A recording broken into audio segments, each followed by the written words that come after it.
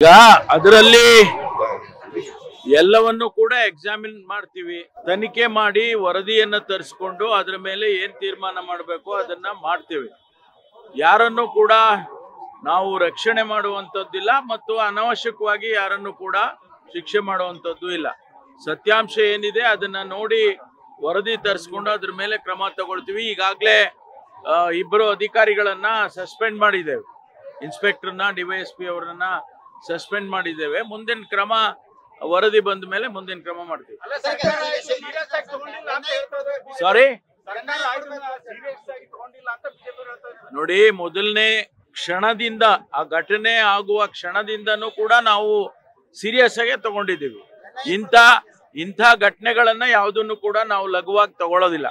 ಅವರು ಬಿಜೆಪಿ ಅವರು ಆಪಾದನೆ ಮಾಡ್ತಾರೆ, ಆದ್ರೆ ನಮಗೂ ಕೂಡ ಜವಾಬ್ದಾರಿ ಇದೆ. ನಾವು ಯಾವುದನ್ನು ಕೂಡ ಲಘುವಾಗಿ ತಗೊಳ್ಳೋದಿಲ್ಲ.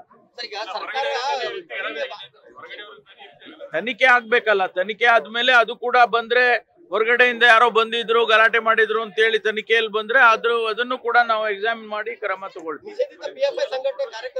ಅದು ಹೇಳಿದ್ದಾರೆ ನೋಡೋಣ, ತನಿಖೆ ಆದ್ಮೇಲೆ ಗೊತ್ತಾಗುತ್ತೆ. ಬಿಡಿ, ಅದನ್ನ ನೋಡಿ, ಅದನ್ನ ಹೇಗ್ ಬೇಕಾದ್ರೂ ಟ್ವಿಸ್ಟ್ ಮಾಡ್ತಾರೆ. ಇವತ್ತು ಘಟನೆ ಬಗ್ಗೆ ಕ್ರಮ ತಗೊಂಡಿದ್ದೇವೆ. ಮುಂದೆ ವರದಿ ಬಂದ ಮೇಲೆ ಇನ್ನೂ ಹೆಚ್ಚಿನ ಕ್ರಮ ತಗೊಳ್ಳೋದಕ್ಕೆ ನಾವು ಯಾವುದೇ ಹಿಂಜರಿಯೋದಿಲ್ಲ. ಅಷ್ಟು ಬಿಟ್ರೆ ಬೇರೆ ಏನು ಹೇಳಕ್ ಬರೋದಿಲ್ಲ. ನೋಡಿ, ಕಂಪ್ಲೇಂಟ್ ಯಾರು ಕೊಟ್ಟಿದ್ದು, ಯಾವಾಗ ಕೊಟ್ಟಿದ್ದು? ಕಂಪ್ಲೇಂಟ್ ಕೊಟ್ಟ ತಕ್ಷಣವೇ ಪೊಲೀಸ್ನವರು ಆಕ್ಟ್ ಮಾಡಿದ್ದಾರೆ. ಹಾಗಾಗಿ ಅದರಲ್ಲಿ ಏನ್ ತಪ್ಪೇನಿದೆ? ಮುಂದೆ ಆಯ್ತು ಹಿಂದೆ ಆಯ್ತು ಅದನ್ನೆಲ್ಲ ವ್ಯಾಖ್ಯಾನ ಮಾಡಬಹುದು. ಆದ್ರೆ ಕಂಪ್ಲೇಂಟ್ ಬಂದ ತಕ್ಷಣ ಆಕ್ಟ್ ಮಾಡಿದ್ದಾರೆ.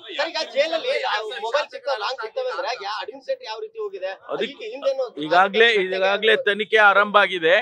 ಕಳೆದ ಬಾರಿನೂ ಕೂಡ ದರ್ಶನ್ ಅವರು ಸಂದರ್ಭದಲ್ಲಿ ಏನು ಪ್ರಕರಣ ಆಗಿತ್ತು ಅದನ್ನ ಈಗ ನಾವು ತನಿಖೆ ಮಾಡಿ ವರದಿ ತಗೊಂಡು ಅವ್ರನ್ನೆಲ್ಲ ಈಗಾಗಲೇ ಬದಲಾಯಿಸಿದ್ದೀವಿ ಮತ್ತು ಇವರನ್ನು ಕೂಡ ಬೇರೆ ಬೇರೆ ಕಾರಾಗೃಹಗಳಿಗೆ ಕಳಿಸಿದ್ದೇವೆ. ಜೊತೆಗೆ ಏನು ಮೊನ್ನೆ ನಡೆದಂತ ಘಟನೆಯಲ್ಲಿ ಇಡೀ ನಮ್ಮ ರಾಜ್ಯದಲ್ಲಿ ಇರ್ತಕ್ಕಂಥ ಎಲ್ಲ ಕಾರಾಗೃಹಗಳಿಗೂ ಕೂಡ ಈಗಾಗಲೇ ಅದಕ್ಕೆ ತನಿಖೆ ಮಾಡ್ತಾ ಇದ್ದೇವೆ. ಯಾವ್ದಾದ್ರೂ ಕೂಡ ಅಂತ ಘಟನೆಗಳಿದ್ರೆ ಯಾರು ಸಂಬಂಧಪಟ್ಟವರು ಅವ್ರ ಮೇಲೆ ಕ್ರಮ ತಗೊಳ್ತೇವೆ.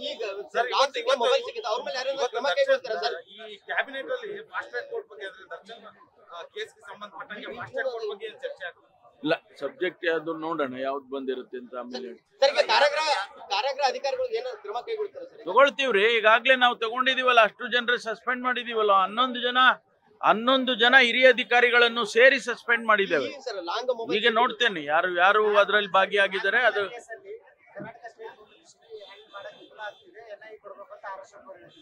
ಅವ್ರು ಹೇಳ್ತಾ ಇರ್ತಾರೆ, ಅವ್ರು ಹೇಳಿದ್ದೆಲ್ಲ ನಾವು ಕೇಳೋದಿಲ್ಲ.